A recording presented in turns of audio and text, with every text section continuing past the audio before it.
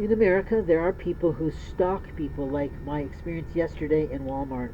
I realized I had forgotten a few items. I had a little bit left on my gift card from the Salvation Army, and I decided to go back in, walking through the store because there was not a driving cart available, which was sad for me. And openly, as I was walking, some woman kept closing the gap in distance and literally getting within practically 2 to 3 feet of me. And I did not like the feeling of that because I don't want to be stalked by anyone.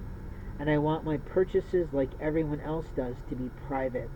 So I gave her a little bit of verbatim about the fact this is a time of COVID and she doesn't need to be right on top of me the very second that I'm shopping in a very empty aisle that's sort of esoteric. I was in the baby department and I was the only person there. The reality is she could have looked down any other thing and she tried to say that she's shopping for the same thing, and I just didn't buy it because when I walked away from there after I selected what I needed in wipes, no offense to tell you that, but openly what I found was she was nowhere near that department, which proved to me that she was there with ill will. The liars of America like to place records and comments that are immoral in front of God's house. They never register in their minds that what they're doing will have them lose all the blessings from the Lord. You see, God says, "Thou shalt not kill."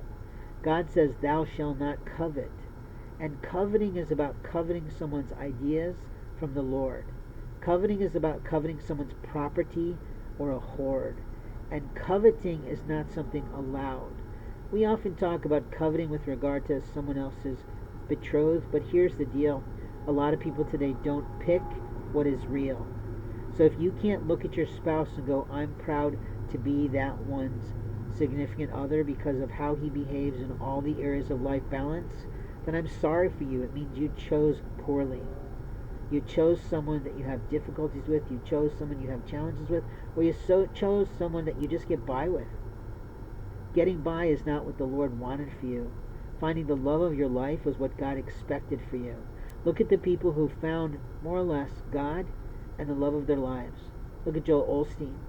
Now he is very ill, and we're trying to encourage him to get off the stage and pass his ministry to one of his siblings who's right for this, a female sibling, who's right now at this time in America. But he has to be willing to let go of his vice of teaching and preaching in front of a huge auditorium, which is stressful enough for most people. And openly he has to be willing to get rid of the vanity of recognizing he needs to be at home healing with his family.